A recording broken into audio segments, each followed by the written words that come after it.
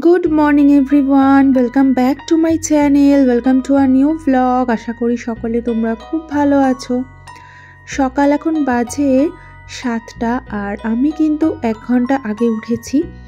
উঠে ঘরে টুকটাক কিছু কাজকর্ম ছিল সেগুলো করেছি, নিজের ভিডিও এডিটিং বাকি ছিল সেটা করেছি। করে সকাল সকাল একদম স্নান করে ফ্রেশ হয়ে গেছি।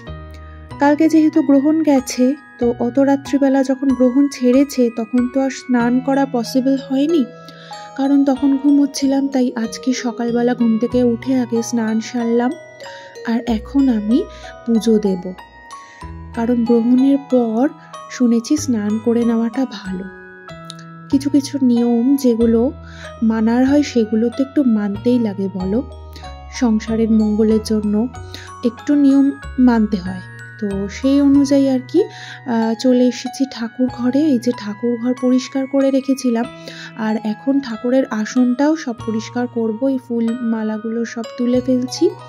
আর আজকে বৃহস্পতিবার নয়, যদিও বৃহস্পতিবার ছাড়া কিন্তু আমি ঠাকুর ওঠাই না, কিন্তু যেহেতু গ্রহণ গেছে তাই জন্য আমি ঠাকুরের সিংহাসনে সমস্ত ঠাকুর নামিয়ে স্নান করাবো লক্ষ্মী গণেশকে, আর নতুন কাপড় জামা পরাবো, সব কিছু আর কি চেঞ্জ করব।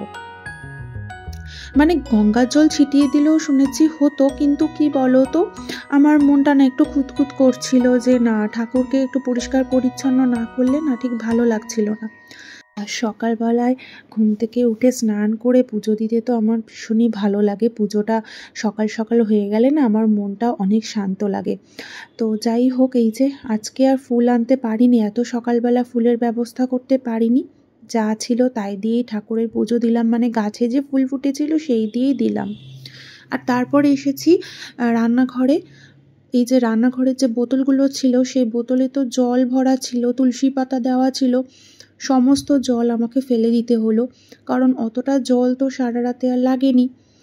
জল নষ্ট করতে না প্রচণ্ড গায়ে লাগে, জানো তো, কিন্তু কি করব বলো, এই বোতলের এতগুলো জল তো খাওয়া সম্ভব নয়। তো শুনেছি যে এই জলটা না খেতে নেই, তাই জন্য ভাবলাম জলটা যখন ফেলছি, আর বোতলগুলো তো রোজই পরিষ্কার করা হয়, তো ভালোভাবে ধুয়ে পরিষ্কার করে জলটা ভরে রাখি। আর ওইদিকে মাম্মাম এখনও ঘুমোচ্ছে। কালকে রাত্রিবেলা অনেক রাতে ঘুমিয়েছে, জানো, সেই 11:30 বেজে গেছে। তাকে সেই ওর পাপা গল্প শোনালো, তারপরে সে ঘুমোলো। গল্প শোনার একটা অভ্যেস হয়ে গেছে, রাত্রিবেলা ঘুমানোর সময় বলে কি যে একটু গল্প শোনাও। ছোটবেলায় অবশ্য আমিও এরকমই করতাম, আমার বাপিকে বলতাম যে গল্প শোনাও, তারপরে আমি ঘুমোতাম। তো যাই হোক, এই যে বোতল পরিষ্কার হয়ে গেছে, আর ওইদিকে দুধ জাল বসিয়েছি, চা বসিয়েছি। পটাপট জলগুলো ভরে তারপরে আমি আবার চাটা খাবো।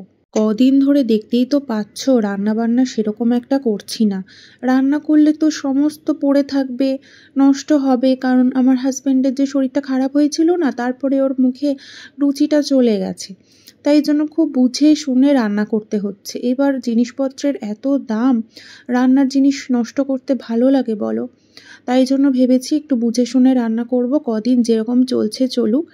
তো এই যে ডাল বার করে নিলাম, দাঁড়াও, ওদিকে তো মামামের দুধ জালটা হয়ে গেছে, আমার চা খাওয়া হয়ে গেছে, এবার একটু রান্নার দিকে যাওয়া যাক।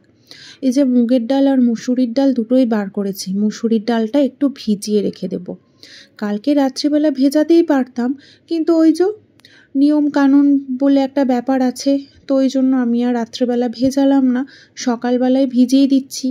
তো এটা বেলাতে আশা করি ভিজে যাবে, 2-3 ঘন্টায় ডালটা ভিজে যাবে। এই ডালটা ভিজুক, আর ওদিকে যে মুগের ডালটা দেখছো ওটা দিয়ে ভাবছি একটু ডাল করব। এই যে অল্প করে একটু ডাল করব, কারণ বেশি করলেই তো বলছি নষ্ট হচ্ছে। তো প্লেন ডাল করব তো না, মানে সেরকম একটা কিছু নেই, চাল কুমড়ো বা লাউ নেই যে ডালটা করব। তো ভাবলাম কি ঝিঙে দিয়ে ডাল করব। এই যে দেখো একদম অল্প পরিমাণে নিয়েছি। আর এই যে কলমি শাক ছিল ফ্রিজে, সেই দেখলে তোমরা ধুয়ে রেখে দিয়েছিলাম, সেই কলমি শাকটা একটু রসুন দিয়ে করব। এই সময় একটু শাক পাতা যদি ঝাল ঝাল করে দেওয়া যায় না, বেশ ভালো লাগে। মানে জ্বরটা ছেড়ে গেছে হাজবেন্ডের, জ্বরটা কিন্তু কালকে থেকে আর আসেনি, কিন্তু মুখে একদম রুচি নেই, খেতেই চাইছে না। তাই জন্যই আর কি রান্না করব না করব সেই নিয়ে একটা টেনশন। এবার না খেলেও তো শরীর দুর্বল হয়ে যাবে বলো, আর একজন যদি বাড়িতে না খায় তো দেখবে তার পাশে বসে খাওয়া যায়, মন কিরকম লাগে বলো। তাই জন্য ভাবছি যেটা ভালো লাগে সেটাই ও খাক। আর এখানে দেখো একটু রসুনটাকে ঘষে নিয়েছি, এই কলমি শাক একটু যদি রসুন দিয়ে করা যায় না ভীষণ ভালো লাগে খেতে, মানে রসুনের গন্ধটাতেই একদম মানে মনে হয় যে টেস্ট বেশি বেড়ে যায়। তো এই যে শাকটা হোক, আর এইদিকে এই যে একটুখানি তেজপাতা, কালো জিরে আর গোটা কাঁচা লঙ্কাটাকে চিড়ে নিয়েছি, তো এটা ফোড়ন দিলাম। আর একটু ঝিঙে কেটে নিয়েছি, ঝিঙে দিয়ে বললাম না ডাল করব, তো ঝিঙেটা একটু ভেজে নেব। আর ডালের মধ্যে যদি ঝিঙে দিয়ে সেদ্ধ করতাম পুরো ঝিঙেটা দেখতাম কি গলে যেত, তাই ভাবলাম একটু এটা ভাজা ভাজা হোক। তারপর আর ওদিকে হচ্ছে ডালের মধ্যে না টমেটো কেটে দিয়ে দিয়েছি, টমেটো দিয়ে ঝিঙে দিয়ে একটু ডাল করব, বেশ একটু ভালো লাগবে খেতে। টমেটোটা একটু গলে যাবে, একটু টকটকও লাগবে। আর একটু লোটে মাছ নিয়েছি, মাছ তো সেরকম আমাদের বাড়িতে এখন হচ্ছেই না কদিন ধরে, শুধুমাত্র মামামের জন্যই হচ্ছে। আর আগের দিন যে পমফ্রেট মাছ নিয়েছিলাম, ও বাবা সেই পমফ্রেট মাছটাকে আমাকেই খেতে হলো। আমার হাজবেন্ড তো একটুখানি খাওয়ার পরেই আমার পাতে উঠিয়ে দিল, তাই এই জন্য মাছ সেরকম নিইনি। মামামের জন্য একটু কাতলা মাছ নিয়েছি, ওর জন্য পাতলা করে মাছের ঝোল করব সবজি দিয়ে। আর একটু লোটে মাছ নিয়েছি, একটু ঝাল ঝাল করে লোটে মাছের ঝুরি করব। আশা করি এইটা ভালো লাগবে খেতে। আর এটা একটু হোক, আর সকালবেলা তাড়াতাড়ি করে রান্না করছি, আজকে আবার একটা কাজ আছে, সে কাজ করতে হবে। বাইরেরও কিছু দরকারি কাজ আছে, বাইরের কাজও মেটাতে হবে, যেহেতু হাজবেন্ড মানে বেরোচ্ছে না বাড়ি থেকে, তার জন্য আমাকেই কিন্তু সব দিকটা সামলাতে হচ্ছে। আর এখন করব হচ্ছে ব্রেকফাস্টে আজকে বানিয়েছি যে চিড়ের পোলাও, আর তার সাথে একটু মুসাম্বি লেবু কেটে দিয়েছি। এই লেবু খেলেও না মুখের স্বাদ ভীষণ বাড়ে। আর এই দেখো দেখতেই পাচ্ছ কত শাড়ি বার করেছি, মানে শাড়ির একদম মেলা বলতে পারো, শাড়ি সাজিয়ে দিয়েছি পুরো বিছানার ওপরে, কত শাড়ি। এই যে সব আলমারি থেকে এক্ষুনি বার করলাম। আর এই যে হলুদ শাড়িগুলো দেখছো, এই হলুদ শাড়িগুলো না আমার বিয়েতে পাওয়া, মানে বিয়েতে দেখেছি মানুষজন খুব হলুদ শাড়ি গিফট করে, এগুলো তো একবার করে পরেছি। আর এই যে এটা একদম ড্রাই ওয়াশ করে এসেছে, এটা থাক। আর এই শাড়িটা দেখছো, এটা যে কে দিয়েছে কবে দিয়েছে তাও জানি না, স্টিকারটা পর্যন্ত রয়েছে। এরকম আমার অনেক শাড়ি রয়েছে জানো, যেগুলো পরাই হয় না। মানে শাড়ি কিনতে তো ভালো লাগে, দেখো মেয়েদের শাড়ির প্রতি একটা আলাদাই মানে দুর্বলতা আছে, কিন্তু শাড়ি একদম পরা হয় না ওই ওকেশন পারপাসে। তো চলো ছাদে চলে এসেছি, ছাদে একদম মানে মনে হচ্ছে কি আমি শাড়ির মেলা নিয়ে বসেছি, এত শাড়ি আর কি ভারী জানো, আমি মানে নিয়ে উঠতে পারছিলাম না। তাও আমি সব আলমারি থেকে মানে শাড়ি বার করিনি, বেছে বেছে কিছু কয়েকটা শাড়ি বার করেছি, আর সব আমি ওপরে নিয়েও আসতে পারিনি, এত ভারী।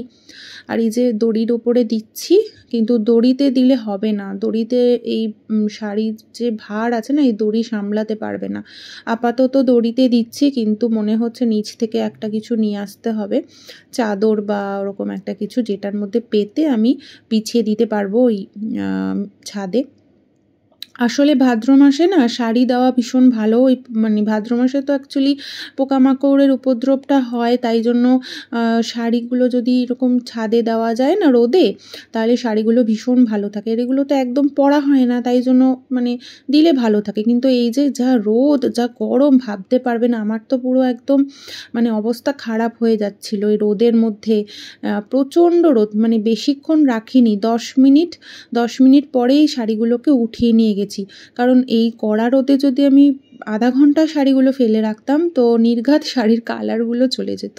আর এখানে আমার অনেক পছন্দের সুন্দর সুন্দর শাড়ি রয়েছে, বিয়ের বেনারসি রয়েছে, আমার হাজবেন্ডের গিফট করা শাড়ি আছে, শ্বশুর শাশুড়ির গিফট করা শাড়ি, মায়ের গিফট করা শাড়ি, মানে আমি নিজে খুব একটা কোনোদিনই শাড়ি কিনি না, সবাই দেয় গিফট করে সেগুলোই। তো শাড়িগুলো নিয়ে আসলাম, নিয়ে এসে বাইরেই মানে খাটের ওপর রেখেছি, ওগুলো ঠান্ডা হবে, তারপরে আস্তে আস্তে আলমারিতে ঢোকাবো। আর একদিনে তো সবটা রোদে দিতে পারলাম না, একদিনে পসিবল না, মোটামুটি 2-3 দিন লাগবে। আপাতত যে কটা রয়েছে ওগুলো ঠান্ডা হয়ে ঢোকানো হোক, তারপরে দেখি আবার কবে অন্য দিন যেদিন ফাঁকা থাকবে সেদিন আবার দেব। তো যাই হোক, এই যে মাম্মামকে স্কুল থেকে নিয়ে আসলাম, বাইরের যে টুকটাক কাজ ছিল সেই কাজগুলো কমপ্লিট করলাম। এখন অনেকটা বেলা হয়ে গেছে, হাজব্যান্ডকে বললাম তুমি তাড়াতাড়ি করে স্নানে যাও, আমি একটু ঝটপট করে বড়া ভাজি। তো এটা হচ্ছে শিউলি পাতার বড়া। শিউলি পাতার ওই যে ডাল ভিজিয়ে রেখেছিলাম, মুসুরির ডাল, সেই ডাল দিয়ে শিউলি পাতার কুচি কুচি করে কেটে বড়া করছি। আর এইটা না আমাকে একজন আমার সাবস্ক্রাইবার দিদিভাই, তারও চ্যানেল আছে সুদেশনাদি, সেই দিদি বলেছে যে দাদাকে একটু শিউলি ফুলের পাতার বড়া করে দাও, মুখে রুচি আসবে। তো সেইটা কমেন্টটা পেয়েই কিন্তু আমি আজকে এই বড়াটা করছি। তো একটু তিতো হলেও কিন্তু খেতে বেশ ভালোই মানে হয়েছিল।